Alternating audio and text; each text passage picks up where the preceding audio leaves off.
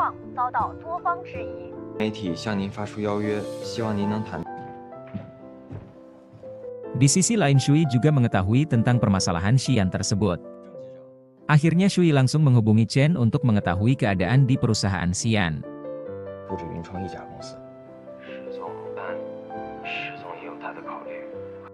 Di malam hari Xian pun pulang ke rumah namun ia mendapati Shui yang sedang sangat fokus dengan laptopnya sampai tidak menyadari kepulangan Xian. Hal itu pun membuat Xian kepo apa yang sedang dikerjakan oleh Shui. Mengetahui kondisi Xian membuat Shui langsung memeluk Xian. Shui juga menyemangati kekasihnya itu jika masih ada jalan keluar. Shui pun tidak ingin Xian menanggung semuanya seorang diri karena itu Xian harus membagi semua beban itu pada dirinya. Keesokan harinya Shui sedang rapat bersama rekan kerjanya. Kali ini Shui dengan berani mau menjadi penanggung jawab berita tentang permasalahan antara perusahaan Xian, Chen dan Yang untuk memperjelas simpang siur berita di sosial media. Mulai di hari itu sampai beberapa hari kemudian Shui menangani semuanya seorang diri. Sampai tak disangka usaha Shui itu benar-benar berhasil membuat Xian keluar dari masalah. Dan begitu juga dengan masyarakat yang sudah mendapatkan titik terang dari berita yang beredar selama ini. Di malam hari Xian langsung memeluk Shui dan mengucapkan terima kasih atas apa yang sudah Shui lakukan. Di hari berikutnya Xian terus saja mendapatkan pujian dari dua anggota direksi, bahkan kedua direksi tersebut sudah mendukung penuh semua keputusan Xian untuk kemajuan perusahaan mereka. Beberapa bulan kemudian akhirnya Shui berhasil menyelesaikan majalah digitalnya karena itu adalah saran yang dibuat dan dikembangkan oleh Shui. Di hadapan para atasannya Shui langsung menjelaskan secara detail tentang hal tersebut. Shui juga mendapatkan pujian-pujian yang sangat baik. Bahkan Shui tidak melupakan jasa Xian yang terus mendukung dirinya. Namun setelah selesai tiba-tiba saja Shui mendapatkan kabar buruk bahwa majalah digital yang ia sarankan ditolak oleh atasannya mereka dengan alasan Shui masih terlalu muda dan belum cukup berpengalaman dalam hal manajemen. Hal tersebut tentu saja membuat Shui sedikit sedih namun ia berbesar hati menerima keputusan tersebut. Di malam hari Shui baru saja pulang bekerja. Melihat keberadaan Xian membuat Shui langsung memeluknya bahkan tiba-tiba saja Xian terus mencium Shui, lalu mereka pun pulang ke rumah. Xian pun menghibur kekasihnya itu saat Shui menyampaikan bahwa majalah digitalnya ditolak oleh atasannya. Sesampainya di rumah Xian sudah menyiapkan beberapa hidangan makanan namun Shui sedih karena permintaannya tidak dituruti oleh Xian.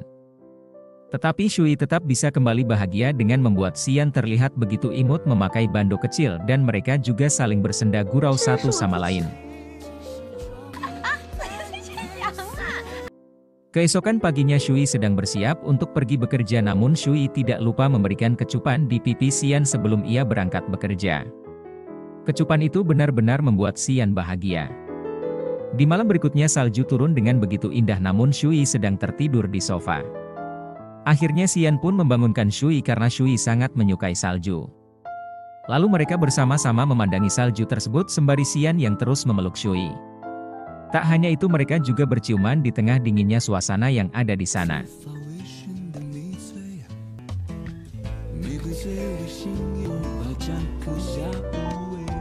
Dan pada keesokan harinya Shui pun kembali bekerja.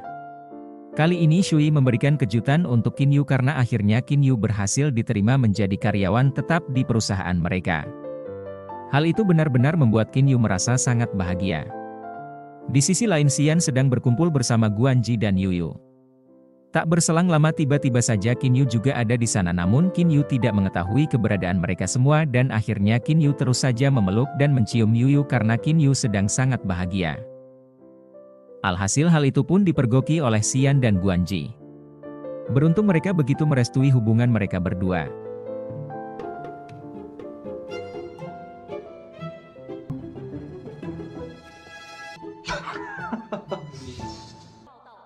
Beberapa waktu kemudian Shui mendapatkan penghargaan berita keuangan.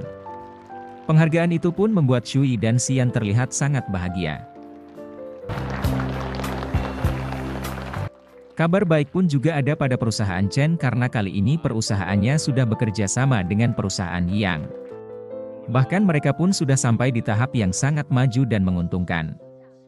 Xian juga termasuk sebagai orang yang membantu keberhasilan tersebut.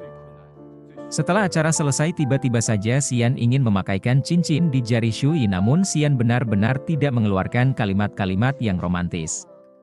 Sampai akhirnya Shui menjadi ngambek pada Xian dan Xian langsung membujuk Shui. Ternyata Shui hanya menjahili Xian karena Shui sudah memahami maksud Xian yang sedang melamar dirinya.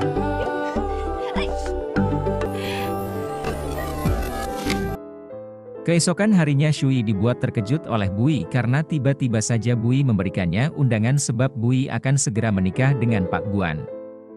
Beberapa hari kemudian pernikahan antara Bui dan Pak Guan pun berlangsung dan hari itu benar-benar menjadi hari yang sangat bahagia untuk mereka berdua.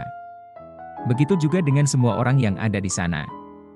Setelah acara sakral itu selesai mereka pun berkumpul bersama dan kali ini Xiaoming mulai memberikan kode pada Guan Ji agar ia juga segera menikah, namun Pak Guan malah menyarankan agar mereka Xian, Ji dan Yuyu berbarengan menikah. Tetapi Shui, Ruo dan Qinyu dengan kompak mengatakan bahwa mereka adalah wanita karir yang tidak terburu-buru untuk menikah.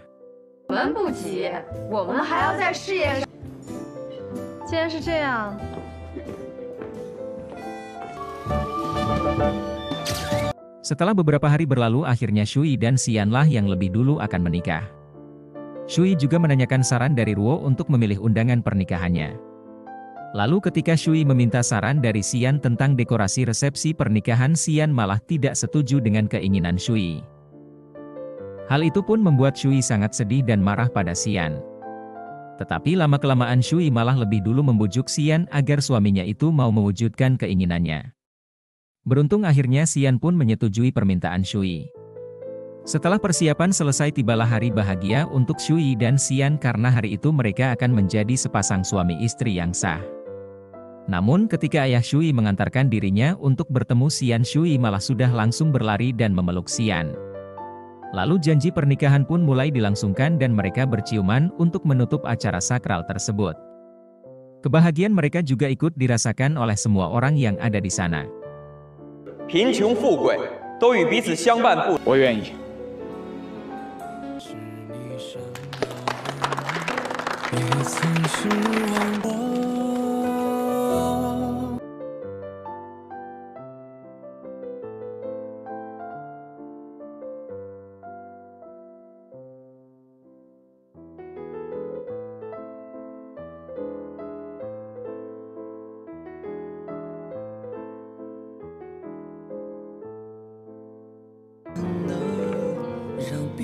也许我们都曾，也许日方后重聚。